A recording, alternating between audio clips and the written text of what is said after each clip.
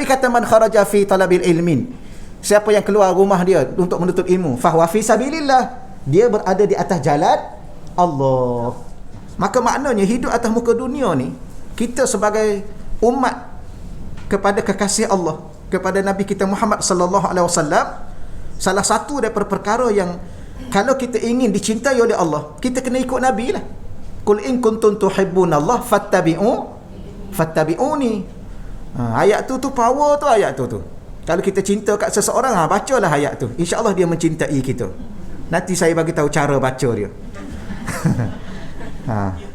Macam mana? Nak tiup tu nak tiup kat mana? Kita duduk rumah, dia duduk rumah dia. Nak tiup macam mana? Tapi kita tiuplah kat suami sebelah tu lah.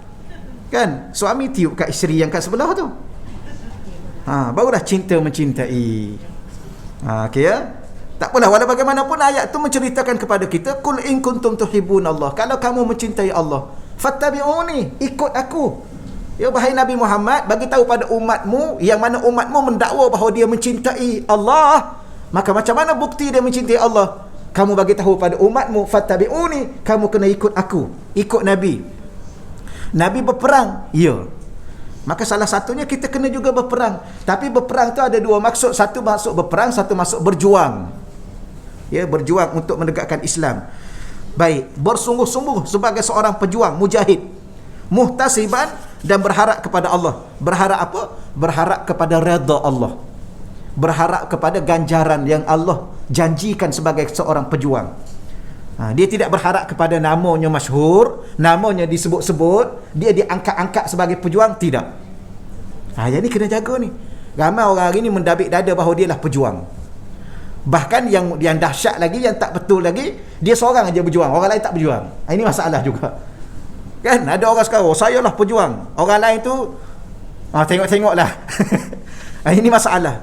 Dia tak peduli dengan orang, dia hanya fokus diri dia kepada Allah, bersungguh-sungguh menegakkan Islam. Dan dia fokus apa? Mengharapkan sesuatu dari Allah. Apa dari Allah? Redha Allah, rahmat Allah, kasihan belas Allah. Orang nak kata apa kat dia, itu dia peduli apa. Dia ada nama tak ada nama, ada pangkat tak ada pangkat, dia tak peduli. Orang ni hanya Allah tahu dalam hati dia. Dan jangan pula kita cakap pula, tu nak tunjuk-tunjuk lah tu. Kita pula yang lebih-lebih. Ya, dia dah berjuang dah, kita tak berjuang apa-apa, kita duk tuduh dia pula, nak tunjuk-tunjuk lah tu. Nak cari nama lah tu. Tu satu hal juga kita. Betul kan? Jadi macam mana? Kita dengan diri kita, kita dengan Allah. Dia dengan diri, dia dengan Allah. Kerana yang akan disoalnya ialah dia dengan Allah, kita dengan Allah. Kalau boleh kita sendiri pun letak diri kita di situ. Tapi berjuang di jalan Allah dengan pelbagai. Bukan semestinya kita masuk macam sekarang. Sekarang macam mana nak berperang fisabilillah? Nak kena pergi ke mana? Afghanistan ke? Nak kena pergi ke mana? Ke Palestin ke? Tak boleh. Kalau pergi, mudarat yang besar.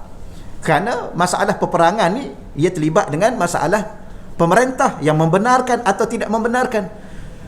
Habis macam mana nak berperang? Ni dah berperang lah ni. Ni yang datang ni. Berperang di jalan Allah lah ni. Kalau balik nanti, wal-iyazubillah, minta jauh, moga-moga Allah selamatkan. Tapi kalau Allah telah takdirkan kita meninggal dunia dalam perjalanan balik, kita mati syahid. Syahid kecil. Kan Nabi kata man kharaja fi talabil ilmin, siapa yang keluar rumah dia untuk menuntut ilmu, fahuwa fi sabilillah, dia berada di atas jalan Allah. Sebab itulah maknanya ialah berbeza-beza mengikut situasi dan kemampuan. Sebab tu bila mana kita hanya mampu takat ini, maka kita niat kerana Allah. Orang lain mampu takat lain, dia niat kerana Allah. Masing-masing jaga diri masing-masing. Tapi kalau dia betul-betul benar, dia menjadi golongan pertama yang dicintai oleh Allah.